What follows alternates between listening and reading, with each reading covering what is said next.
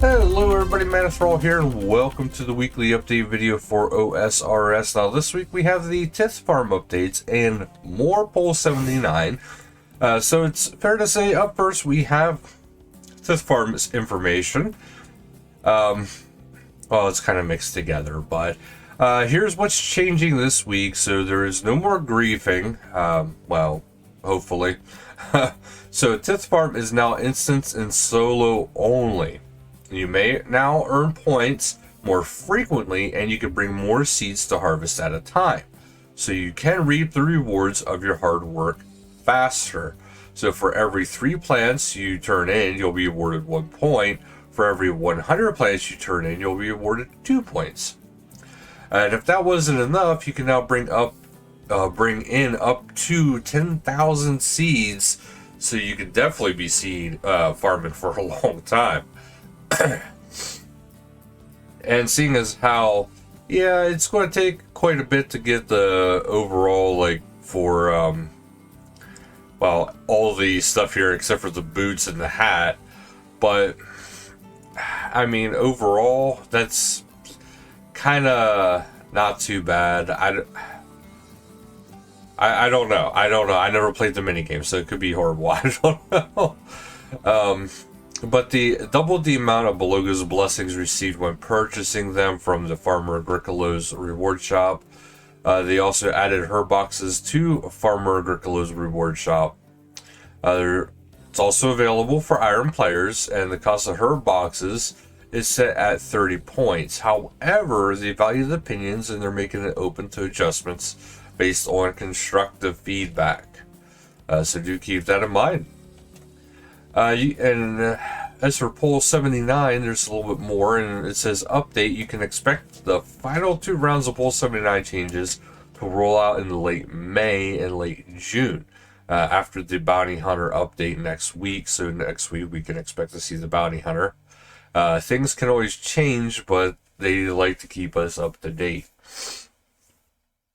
And this is they want us to let them know what remaining changes that we want the most, using the traditional insert content here when format. So basically, us letting them know, like how often or what we'd like to see next. There's also the guerrilla warfare, so say goodbye to the frustration of guessing when tortured and demonic guerrillas change attack styles, because now there's a clear audio indicator. So do spice up your audio a little bit and listen in on what's going on.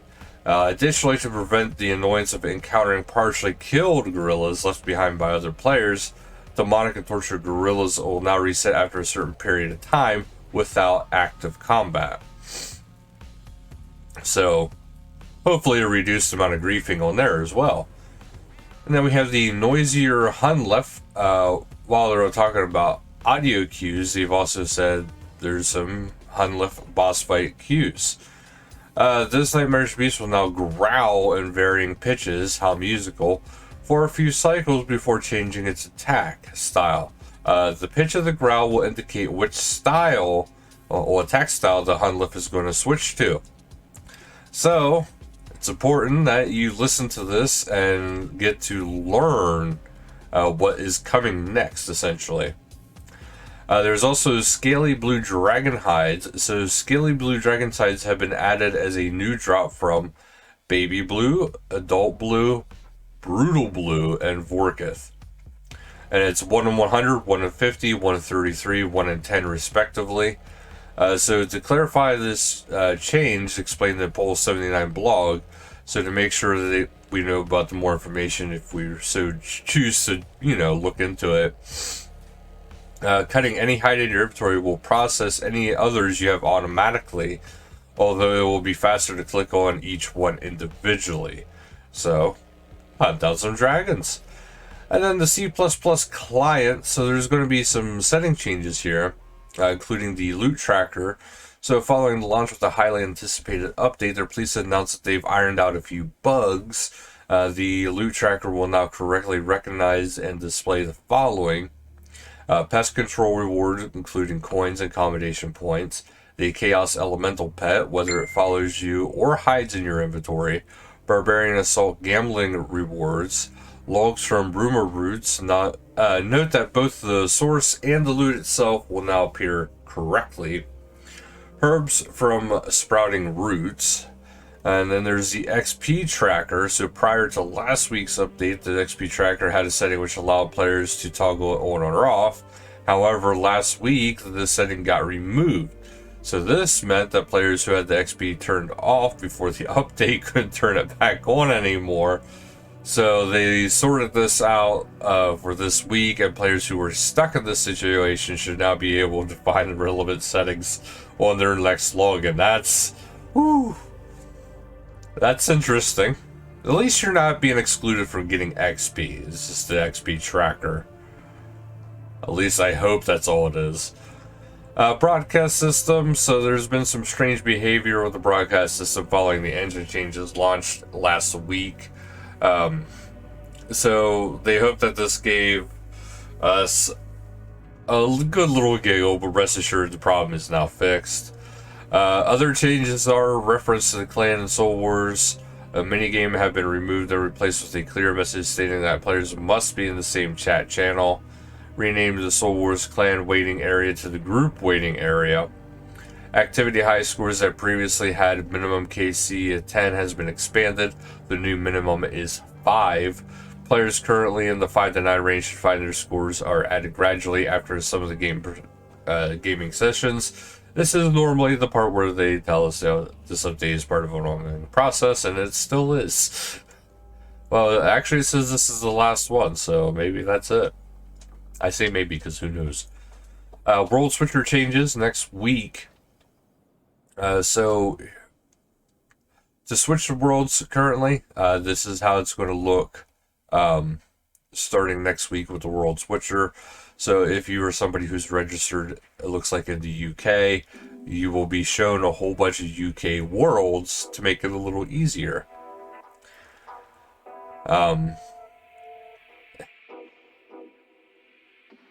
And it's showing that like this is how it currently looks, and that's how it's going to look next week. And it says, can you spot the difference? And I can only spot one difference. One of them is listed in purple. So I don't know exactly what is all going to be going on. Other than the icons stand out a bit more, essentially, to help people out. Here's a full list of the new icons proposed for the game update next week. So as you can see, you got your members or your free-to-play members, and then a whole bunch of other icons as well. So something to kind of keep in mind. Alright, the stars have undergone some suitable modifications. A notable includes a skull symbol instead of a star for the dead man, a clock symbol for speed running, and introduction of purple world marked with a B, and beta world. So those are the betas. So that is what it is. And for example, the FS is a fresh start. And I'm going to assume the goblet is probably like Twisted Leagues and stuff like that. So these are the things to kind of keep in mind. And Crack the Clue 3 hint. It reads as follows. The items you seek can be found on the way back, but only if you choose the correct track. If you don't know which way is correct, Dwarf and Feather is something you can try to connect. So again, that Crack the Clue 3 hint reads as, the items you seek can be found on the way back, but only if you choose the correct track. If you don't know which way is correct, Dwarf and Feather is something you could try to connect. And then PvP Road is going to period B.